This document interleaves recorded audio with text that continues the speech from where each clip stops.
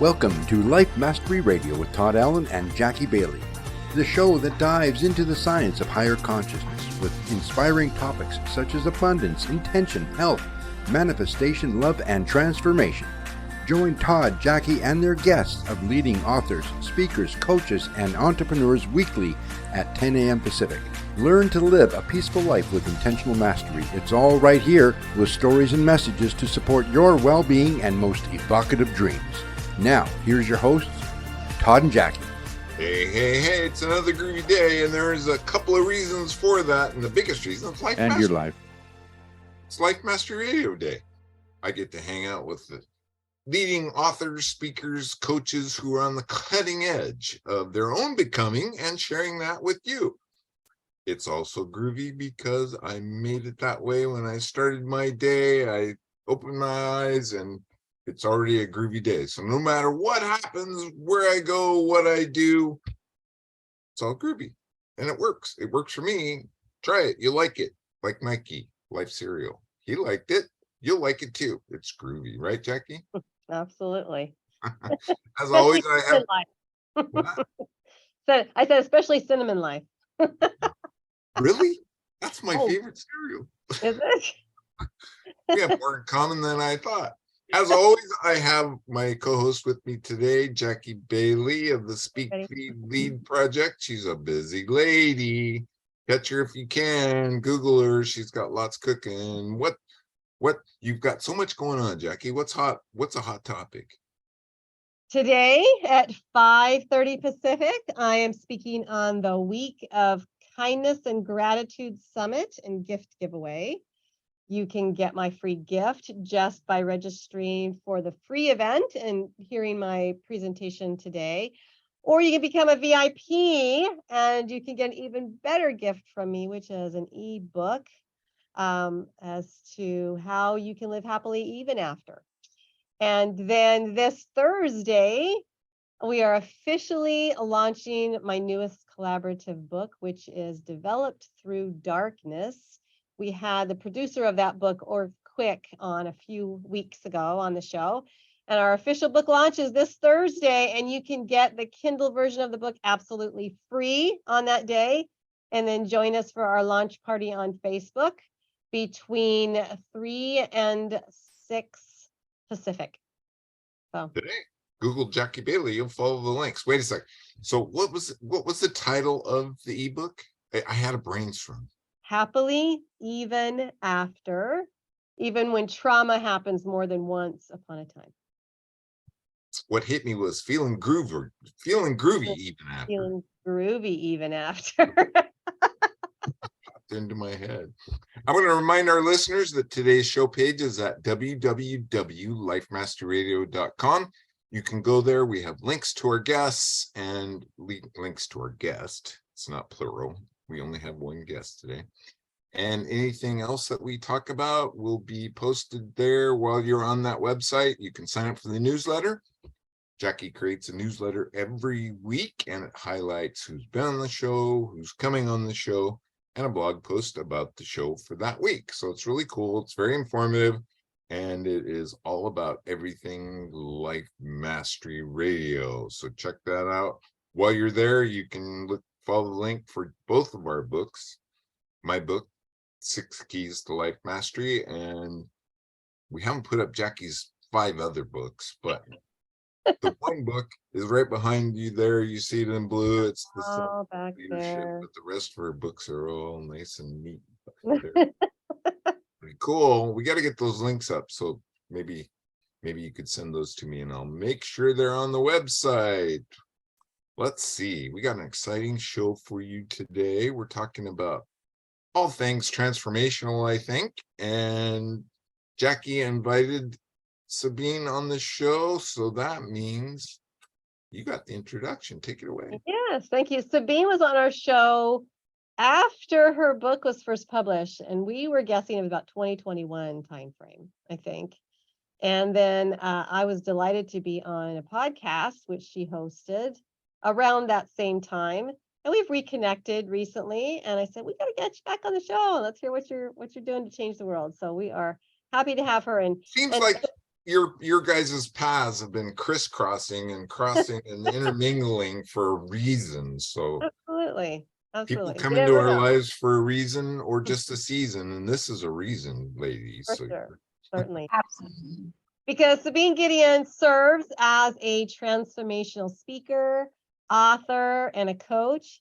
With nearly 20 years experience, she is highly skilled in getting to the root of issues and creating solutions to support growth and transformation, both personal and professional. Sabine supports women, emerging leaders, and entrepreneurs by helping them become effective change agents and influencers. Sabine is the founder of She Leads Network and host of She Leads Now, which is a top-rated podcast centered around women in leadership and business. And both exist to empower and equip women leaders with the strategy, resources, and self-belief needed to create fulfillment in every aspect of life. She has a Lead Like a Coach 4-week accelerator program, which our readers have access to through our newsletter. So if you are not a subscriber of our newsletter, you are missing out, and you need to do so that you can check out this link for the Lead Like a Coach 4-week accelerator. So welcome back to the show, Sabine Gedeon. It's great to have you here. Thank you, Jackie and Todd, for having me back. Clearly, I didn't say anything that was inappropriate enough that I gotta invite back. I'm really excited to be here with you two and with your audience today. Yeah. So since we last talked, I don't think we've settled on a time frame yet, but we should have looked that up. My deepest apologies. But what has changed? What has updated? What have you been through? I know for me it's just like this big blur, but maybe you could highlight it for us.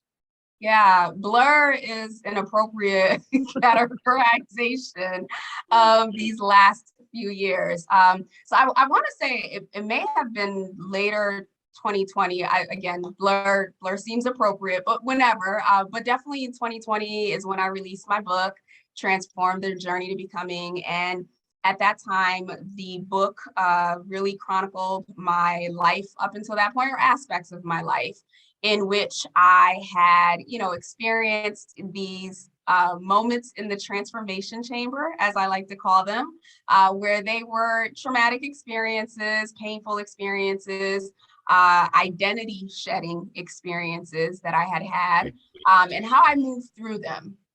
What was that? Wait, we got to dig into that one. Identity Yes. shedding. Yes.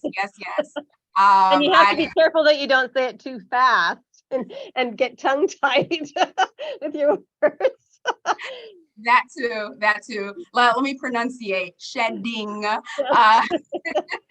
situations that I've had. And, since then, it's funny because at that point and at that stage when I released the book, there was so much of me that had changed and that had shifted. And not that I ever even thought I had arrived or I had, reached a mountaintop, but I felt so far removed from those negative experiences. And we know that growth doesn't stop, right? Like it is a continuous decision, conscious and intentional decision to grow every single day in every moment, in every circumstance that we have.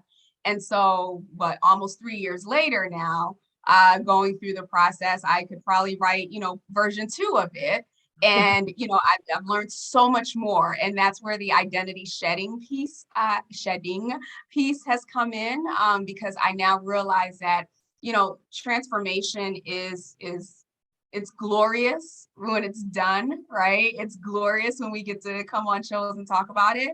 But in that messy middle, right, that messy middle is painful, and it can create trauma all over again. So the long short of it, right, I've gone from that stage of emerging to now experiencing life as the butterfly, so to speak, because that's the metaphor that I use in the book, to now having gone through another process of transformation and emergence that I'm excited to talk about today. Well, yeah, and the title of your book was Transform the Journey to Becoming.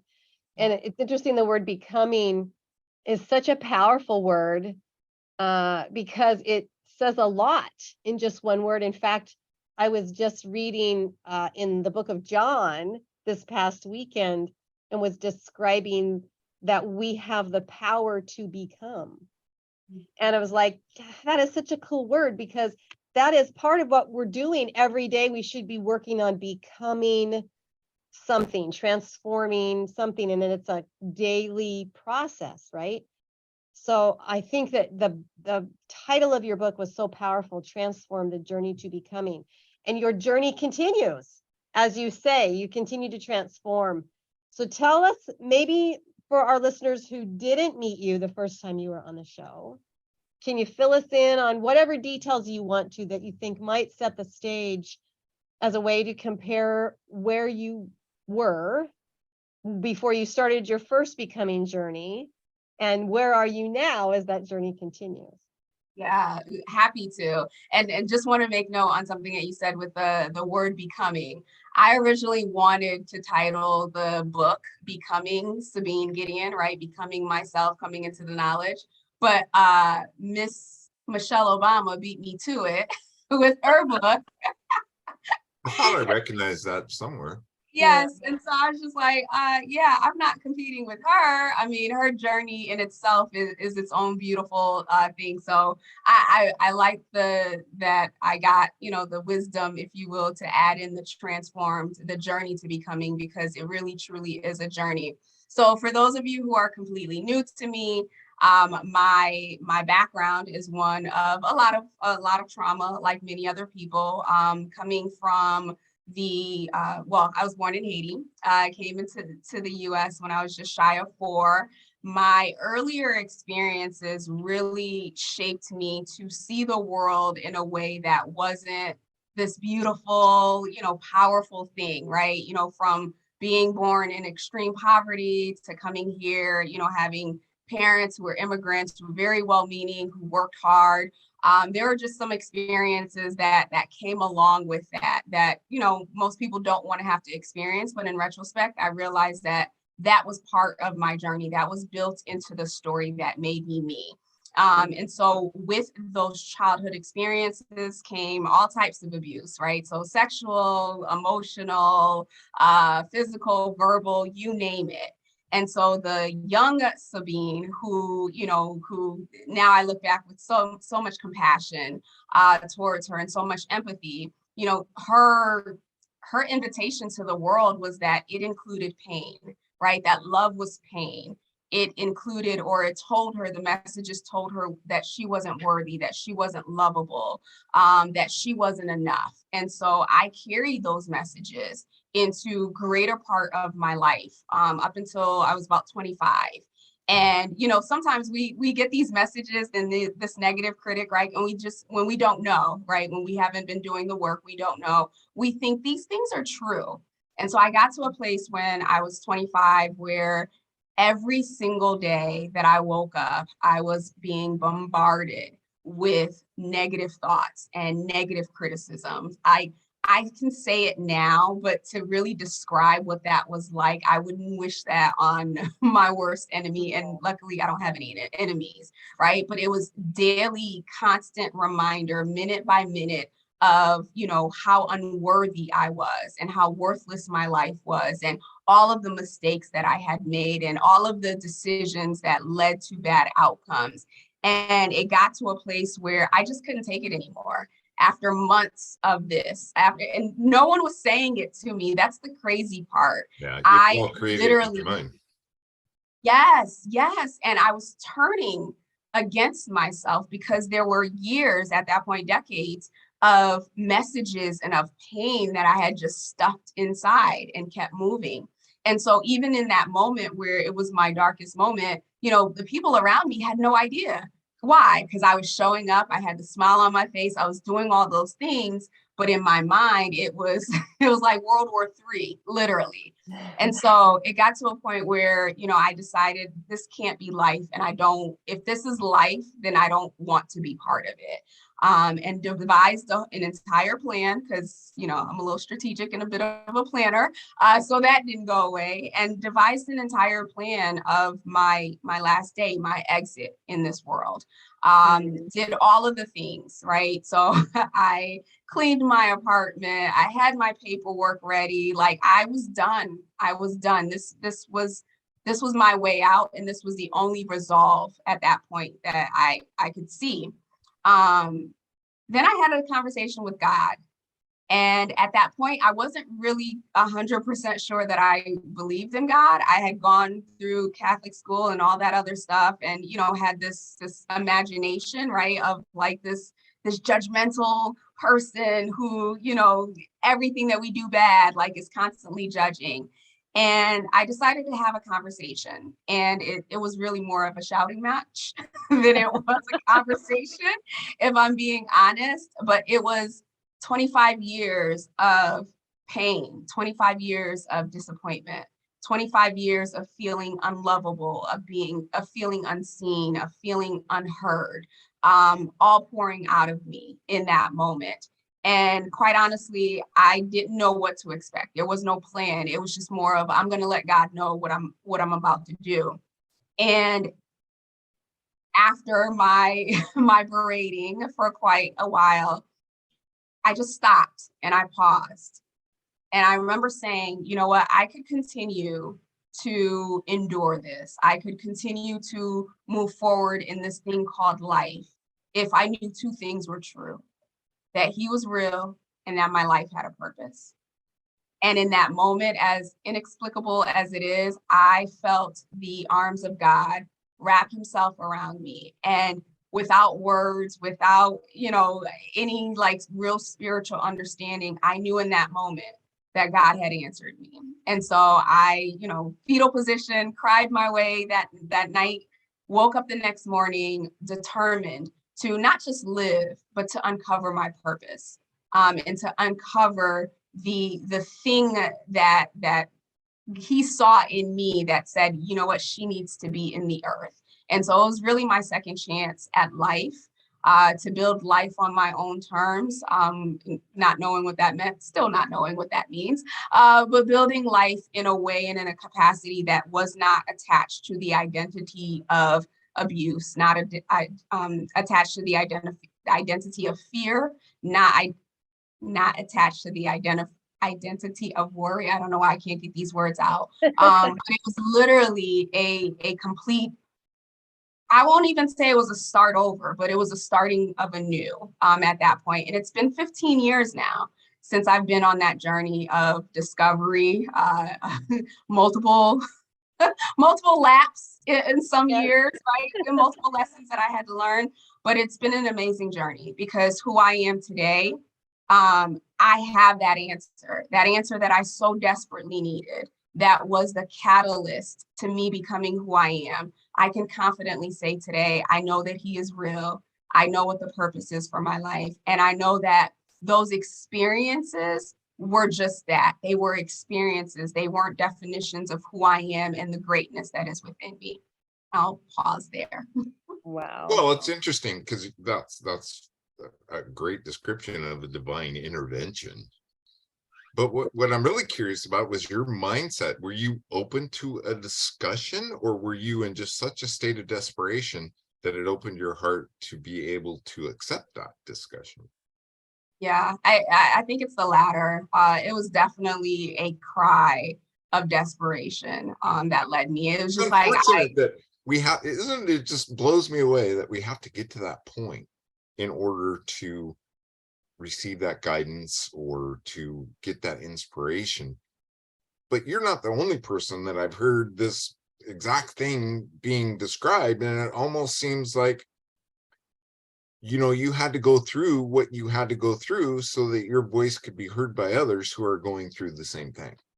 Yeah, that is definitely my prayer. And what I've also noticed is that there's a lot that we go through and that we experience, even in our adult lives, and even when we've healed from traumatic experiences, right?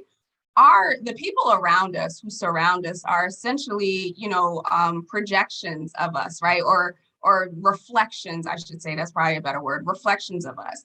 And it's not uncommon for us to walk around blinded by truth or possibility, because when we look in our environment, we look at the people who are closest to us, if that seems normal for them, we're going to believe, oh, this is normal. Like, this is how people feel. This is what people experience. It's not until you get to that point of desperation, or until you get to that point of saying, wait a minute, there's got to be a better way. There's got to be a different way, that you have that moment of thought that we can begin to shift to something differently. Yeah. How have people, oh, go ahead, Todd. I was just going to say, we look to others to amplify the negative thoughts that are going on in our head, so that it gets validated, and we bump up against the wall. It's interesting. We bump up against the wall when that validation doesn't come, right? And people say, you need to get some faith, or you need to get some hope, and get out of that mindset, because it's just not true, right? They don't see the truth in what it is you're trying to rationalize. And that creates even a bigger bump, because then you're like, oh, that person's just totally out of my life now. So, Sabine, how has your book been accepted by family members who perhaps didn't realize you were going to write some things that might have included this life that maybe they weren't aware of, or didn't think that their part in it would ever be put out there? How did your family accept it, and how have you heard from readers who've read your book that in some way that you've impacted their stories? Yeah, great question. So on the family side, when I was on here last time, my understanding or belief at the time was that no one in my family had read it. And up until last summer, actually, that was true. Until my sister came to visit me for a week in the summer. And while she was here, because, I got it stacked back there, she grabbed a copy and started reading it. And, as she was reading it, of course, there are things that she wasn't aware and that she didn't know. And we had this moment where she was just like, I can't believe that I was so blinded, right? Because a lot of the stuff happened in the household, right, that she completely wasn't aware of. And so for me, in that moment of having a conversation with someone in the family, and actually she's the first person that I told about some of these things, but for the very first time, I felt seen, I felt heard, I felt acknowledged, that my pain was real and that it wasn't just being shooed away. One of the things, and I didn't detail this in the book, but one of the things around my process was, when I would face abuse, whether that was verbal abuse, physical abuse, or whatever, specifically by my mother, my family would always step in and they would always tell me, like, oh, that's your mother. That's just how she is. She loves you, right? And so there were multiple instances in which I was stifled, right? In even just feeling hurt. Where I was immediately told, oh, you can't be mad because that's your mother, or, don't be mad, that's your mother. And I associated in those vulnerable moments, love with abuse, and hadn't realized that until it kept playing out. And so for me, not being heard, it was so deeply rooted that it wasn't until she read the book, or she read parts of the book, that I finally felt like, oh my gosh, now I can speak. Now I'm allowed to have feelings, and I'm allowed to communicate my feelings. So as far as family member, that she's the only person that I know who have read it. Maybe others have, and they don't feel the need to say anything, which is completely fine, right? This is their journey. This is their process. As far as other readers, it's been amazing, because I've had people from all walks of life who have experienced not necessarily the same thing, but different aspects, whether that was their relationship with their mother, or, something that happened in their childhood that they were able to relate to. And while there was a lot of fear around releasing this book initially, because I was just like, oh my gosh, like, no one knows any of this stuff, right? I'd been holding it in for 30 years. Not only that, I had become a master at projecting this life of like driven, ambitious, and all these things, right? And here I was exposing the truth of my heart. And so there was a lot of feelings of guilt and shame around what people would think, how it would be received. Would they think I was lying? That was the biggest thing for me. Would they think I was lying because my life didn't reflect that? But what I received instead was compassion, was grace, was empathy, were people telling me, oh my gosh, like you sharing your story, and even the ones where people were triggered, you sharing your story triggered something in me that then allowed me to deal with what it was that I hadn't wanted to deal with. So it's been a humbling experience on so many different levels. Obviously healing all over all over for me. But certainly I'm grateful for those who have read it and for those who have been able to see the journey, not from a place of necessarily victimhood or not from a place of woe is me, but from a place of these are the experiences that formed who I am. And this is, these are how these experiences have changed and transformed me into this person that looks at life differently, that looks at life from a place of hope, from a place of courage, from a place of bravery, and from a place of strength. Well, there had to be a certain amount of, I guess, there had to be a certain amount of reflection on your part, right? What led you? Was it the book and writing the book that led you to that reflection and that healing? Or was it some other revelation that you went through that brought this to light? Yeah, so all of the above, I guess is the short answer to that. All of the above, as I mentioned. So this, my rock bottom moment took place in 2007, right? So from 2007 up until 2019, when I actually wrote the book, I had been, oh, wow, that's 12 years, had been on this 12-year journey of, seeking truth, right? Seeking relationship with God, because that was my lifeline. Like I literally depended so much on that night. I can never let go of that night, because we have moments, right? Especially as entrepreneurs, right? There are sad moments if you go through life, regardless. Anybody Right, in life. exactly.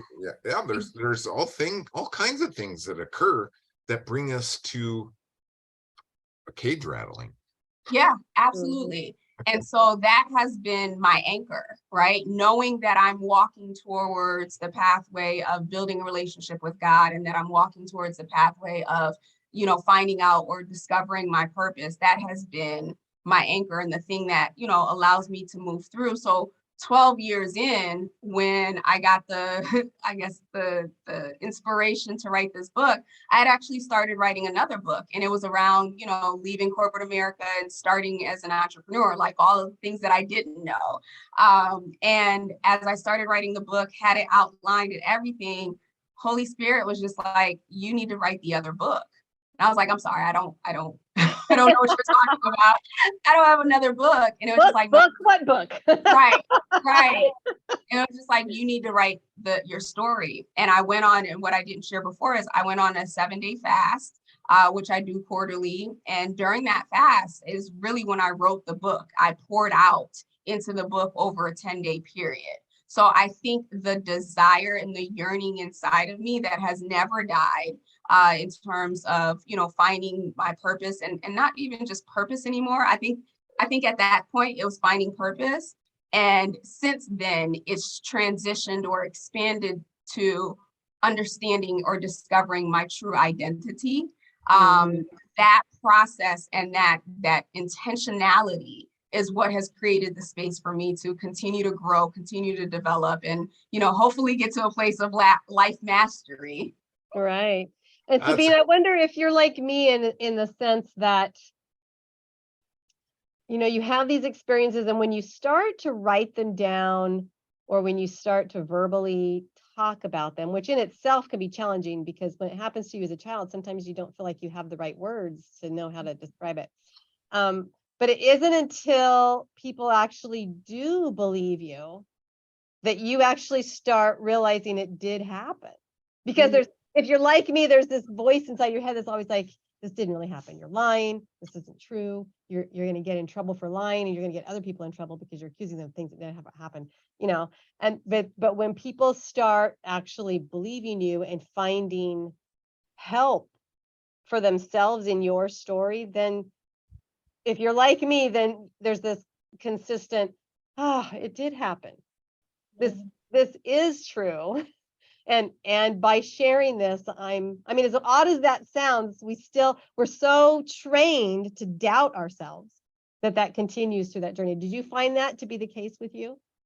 Not in the moment as I was writing, believe it or not. And I think that was part of it because I was fasting, right? So when I fast, it's like no food, right? And people always wonder, well, what is the connection between, not eating and like spiritual whatever? But I have found that it is the moment or the week in which I am my most powerful, meaning that I have clarity at a level that I don't usually have, where I whatever I'm feeling in my body, I can feel it. Whatever it is that I'm feeling, like everything is amplified to the point where I feel like I am just so much closer to God. I would even dare say one with God during those weeks, right? So as I was writing it, literally what would happen is I would write a chapter, bawl my eyes out, right? Because I was reliving it all over again to the point of depletion, have to take a break, then start again the next day. In a couple of days, I had to take a break in between that because it was so much.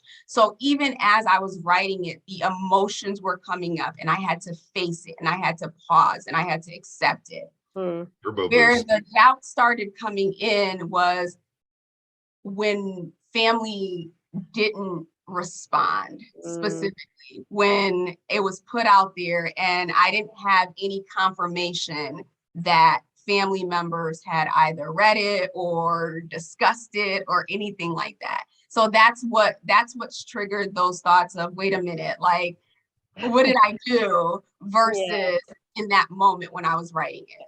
Yeah. It's my understanding too, you wrote this book in 10 days. Yeah. 10 days during this fast, and then you probably completed it, but it all just flowed through you. And I'm sure it went through a lot of editing, maybe not. It did. It did. Because the pouring was all of, if we're journaling or whatever, right? We're writing whatever we're thinking in the moment. I wanted to be very intentional to not make this book about anybody else, and even to not make it about me being victimized. I wanted to tell the story. These were the facts. These were the things that happened. And these are the ways that I was able to overcome them, or these are the things that I learned from it. So the editing came with me making sure that the intention for the words, that's what people experienced and people felt and could see themselves in it. And I wasn't the blockage, if you will, or the people who harmed me weren't the blockage, but that people could read this and see themselves in it, or the parts of themselves in it, and allow whatever piece came after that to be their support. Wow. And so now, I mean, you started a podcast with the podcast going on before the book, or did the podcast come as a result of the book? How did that? There was a podcast that came a result of the book. So that was the Journey to Becoming podcast, the one that you were on, right. Where I got to share the stories of other women and their mountains and their journeys. I made a pivot to She Leads Now in 2022 when I launched that. Remember Blur? Really because I wanted to align the power of what I've learned personally through self-development and mindset work and, learning to love myself again, or for the very first time. I wanted to combine that with what I was doing professionally on the leadership development and, talent strategy, because for a very long time, even for myself, I compartmentalized, right? Like there was the spiritual me, right? And I've been doing this apparently my entire life. And then the professional me. And I kept those two separate. But the more I've been doing this work and releasing this book and having more conversations with people, and women in particularly, I realized there's more that like unites us than separates us. And so for me, being successful in your career means nothing if, you know, the other 20, however many hours you are spent telling yourself how much of a crappy person you are. And oftentimes the women that I saw who had the ability, who had the potential, who had the desire to do something greater, they couldn't because they would continuously self-sabotage themselves, or there was a lot of self-doubt and, you know, just disbelief in who they were and what they were capable of. So She Leads Now actually combines all of me. I'm one person now. Awesome.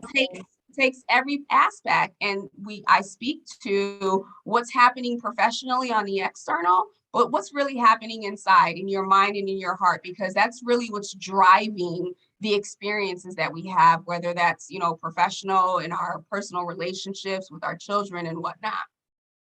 Well, that was my point earlier with the desperation. And I think that's your core message is you don't have to get to that point of that desperation. You don't. Yeah, use my experience. And so I'm really curious about that. What are some of the tools that you teach? Because we all have life things, right? And these life things happen and they come into our world and they create this monkey mind, and it just gets going on problems. You know, 99% of my problems are created in my mind, and I can't even put them in a paper bag to throw them away. So what are some of the tools that, you know, when these life things happen, that you teach people to use?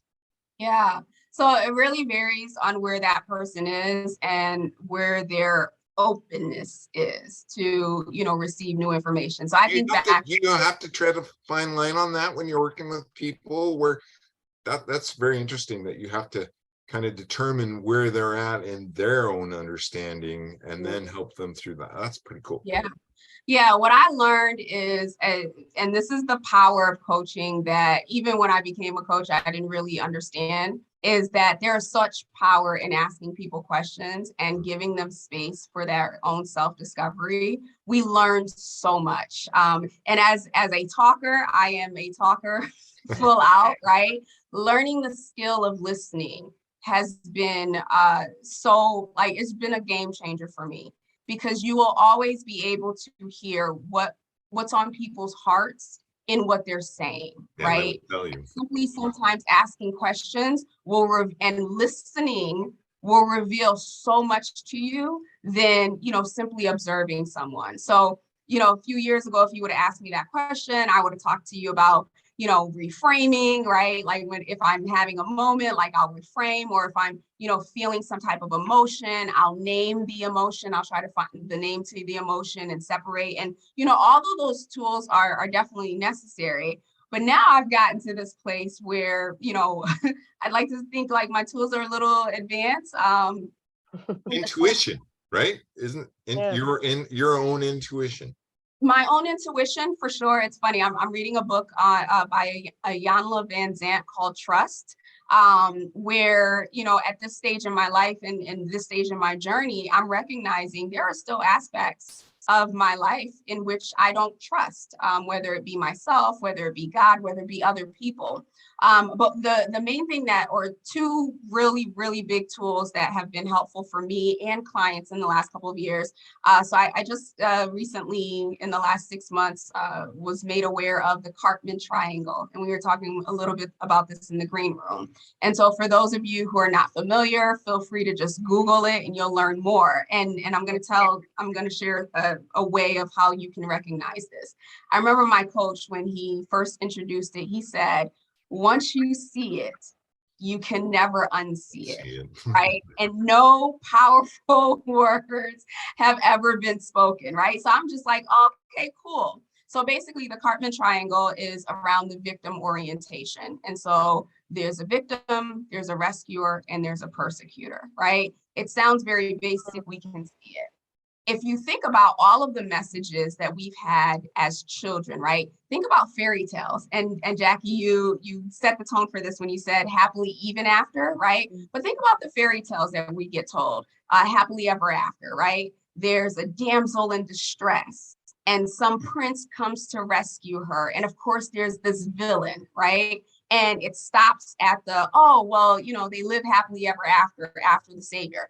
But think about that message that gets replayed in every fairy tale we are taught as kids, right? That essentially there is a victim. It's always the female, right?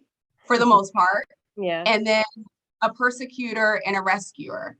And then you think about our life situations. One of the biggest things for me, it made me realize that in my home, I was the victim, right? And, you know, other people play that role. What I didn't recognize was I had carried through my life that same orientation. I wasn't in that home anymore, right? And I had other situations, but victim always used to be the thing that like I went back to because that was my first initial, I guess, role or understanding of what my role was. And so it's funny because when I first started reading, the book that I reference is the Power of Ted. It's The Empowerment Dynamic by David Emerald. And so as I'm reading through these descriptions, I'm like, oh, I'm the rescuer, right? Because I'm the one who always wants to help people. I'm the one who always wants to do things for people. And then the more I started to self-reflect, that's when I realized that actually, no, the rescuer goes in as the rescuer. And then when she doesn't feel appreciated, or she doesn't feel seen, she doesn't feel recognized, she immediately goes to the victim. And so just being able to see that dynamic and see how much that plays in everything. Like if you can think back to bosses that you've had, right? Some of us, if we had parents that were really strict, we go into workplaces looking for authority figures, right? And so it's fascinating. Like I said, like he said, my coach, once you see it, you cannot unsee it. And not only is it important for you to see it, but you have to take that responsibility and that personal accountability of identifying where you are and identifying the decisions, not from a place of judgment, not from a place of, you know, I can't believe I did that, but from a place of understanding, right? I personally, if you've asked me, and I think we talked about this last time, don't call me a victim. Like that's probably like a curse word. That was like a curse word to me, right? I refuse to be attached to that word.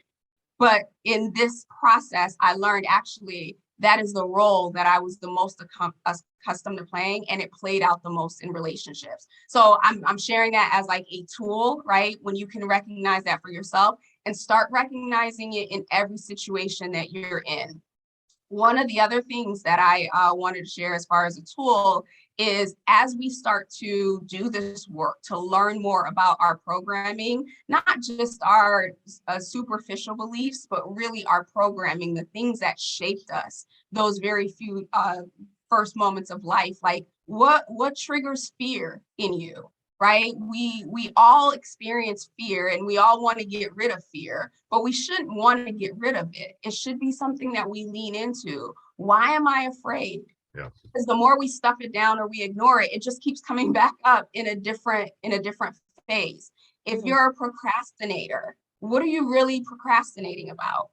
I used to think that I procrastinated because I was overwhelmed, right? But in actuality, I used to think that procrastination came because I was overwhelmed, but really fear is what drove my procrastination, right? So it was started with fear, then went to overwhelm, then procrastination. And so there are just a lot of messages that we have internalized and a lot of things that we do that we think is normal, that we think is natural, and that we think is out of our control. And the reality is it's not. We create every single moment, every single opportunity, we are creating our lives. And if we can get to the place where we can accept that truth and accept that reality, that even the good and the bad things that we've experienced were part of our own creation, then we can start to look at it, well, what do I want to create instead? Yeah. And it's not an overnight thing. It takes time, it takes effort, but it is possible. So within that triangle then, where you're either the victim, the savior, or the villain, are we all trying to be the savior? Is that where we ultimately want to be? Or do we see the value in each one of those things through a cycle or phasing of life? I mean, is there value in each one of those? And is there also detriment in each one of those? Both. So we don't Yeah. ever just stay one thing, right? Because there have been situations where I was the persecutor, right? But when you're in victim mode, it's everything they are doing it. It's the recession, it's the economy, it's the cost of eggs, it's the president, it's data, like, you know, everything is this outward projection of these things are happening to me, right? Even when you're the rescuer, it's they don't appreciate me, or my efforts aren't this, or my efforts aren't that. And we cycle through them depending on what the situation is. It's almost like that whole codependency model, where you look at narcissist and the people pleaser, right? Like the two extremes. Someone is always playing one of those roles in a relationship, right? The goal is to bring together healthy people that can meet in the middle and balance. But someone is always, if someone leans way too much on the narcissistic side, someone's going to be the over and above, right? Because they have to feed that, and they're going to draw that person to them. So the beautiful part is, while many of us do walk around in the victim orientation knowingly or unknowingly, there's this other triangle, right? That counterbalances it, where instead of being the victim, you now become the creator. So life is no longer happening to you. Circumstances aren't happening to you, but that you get to step into the place of, how do I choose to respond to this versus, you know, reacting from it or coiling from it. Yeah. Same thing for the challenge, or for the persecutor and the rescuer. You can take on the position of the challenger, or you can take on the position of the coach. The shift in mindset is that, again, life is not happening to us, but that we are creating it in every moment. And when you can step into that mindset, which, again, I will be the first to say, easier said than done, but it takes intentionality. When you can step into that, you can have a bad day. I'll give you a perfect example, and I'll stop here. Last week, I was launching a new program, the Lead Like a Coach, or maybe it was 2 weeks ago. I was launching the Lead Like a Coach. The day before, my website crashed. It didn't crash. Somebody got in. And so I had like an intrusion, right? So I had to pay extra money, wait for them to get that fixed. I had a virtual assistant helping me with all of the digital assets. Like, she submitted everything last minute, and there were a whole bunch of changes that needed to be made. So here I am Monday morning, like really, really excited about this launch, and everything that could go wrong with it went wrong. The sky is falling. The sky is falling. Yes. And a past version of myself, I would have been like, oh my gosh, you know what? I shouldn't have done this. This is a sign, da, da, da, da, da. But this time was kind of like, okay, Sabine, you created this. Why did you create this? Actually, if I'm being honest, my first thought was, I didn't create this. Of course not. How could you be responsible? Right. There's no way I created this. And then I took the time to say, okay, Sabine, you created it. What about this? Was it like, what did you need to learn through this process in creating it? And I truly believe that I just needed to be able to be at that place of awareness and understanding in what seemed like a chaotic situation, to be able to just center and be like, you created this. You can create something else and just move forward. And what might have taken me days to get over, literally less than an hour. Wow, that's amazing. So with your She Leads network, then you are providing programs? Are you coaching one-on-one? How are you most interacting with people to help them? With 3 words that you used before the show, which I loved, is to reimagine, redefine, and rehumanize. You want to explain what those mean and how you work with your clients? Yes, absolutely. And thank you for that, for the opportunity here. So She Leads Network is a broader network that I've created to bring together women leaders, right? And by my definition of leadership, it's not attached to a role. It's not attached to any specific level, right? We are all leaders. It is our inherent capacity. And so for women in particular, this is not necessarily always the truth that we hold on to, because we believe like, oh, everyone does what we do, or this is nothing, right? And then in fact, whether it's the household, whether it's in the community, whatever it is that we're doing, we are leading in some capacity. And so She Leads Network brings together women who want to leverage their leadership in their workplace, in their businesses, in their homes to be more effective and to expand their influence and their impact. And so within that, there are 3 levels. One is an academy, which is basically a self-service course type space.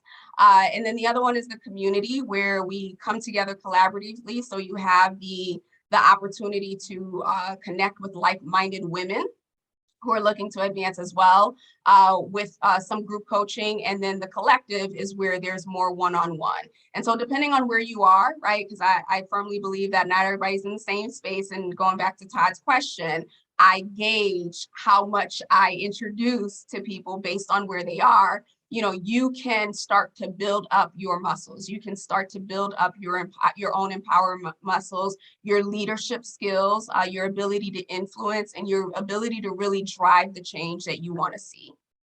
Wow. Describe that feeling for us, Sabine. That feeling of when you're working with somebody and they get it. How does that make you feel? Oh my goodness. Joy is the word that comes to mind. It is an absolute joy. You know, especially for someone who spent so much of their life like bound, so to speak, right, in the place of darkness, to see someone like come into their own light or their own awareness of their greatness, like that just brings so much joy. Yeah, it's a big deal. So, you know, we only have about 4 minutes left. And I was, while you were describing things, I was thinking, you know, in today's society, and because of going through COVID, we have created a bunch of victims, right? Did you get that feeling too? I mean, and it's like they're mulling in it. What is the solution? What is the cure for society today? Yeah, well, that's a big question, Todd. I don't know if I have sure. But one thing that I will say is, you know, this is not to create division by any means, but you see based on what's happened in society, for the people who took the time during the last couple of years to really reassess their life, really reassess their priorities, what's important to them, what are their dreams, you've noticed that they've made big shifts in their lives, right? So these were like I'm climbing up the corporate ladder and I'm going to do this, all of a sudden to, you know what, I love scrapbooking. So I'm going to start a scrapbooking business on Etsy, right? And so you're seeing, based on the people who did the work to really assess, that they have made major shifts in their lives. What we're also seeing is for the people who had the mindset of, I just want this to get over with, right? I just want us to go back to normal. I just want things to be the way that they are. Unfortunately, they have remained stuck, and they're the ones who are struggling now because we're experiencing a new normal that they are not equipped to experience. You look at organizations that are looking to invest all of this money in mental health and all this money in development and all this money and whatnot. I think that's good, right? That'll be helpful. But until leaders or individuals start to really say, you know what? I got some work to do. Until you're vulnerable enough with yourself and even courageous enough to look at the ugly and the dark in you, then you're stuck. And we have, unfortunately, leaders at all sectors of our society who are stuck. And it's not just that they're just stuck in 2019. They were stuck before the pandemic. Yeah. Now they're really stuck in this time zone.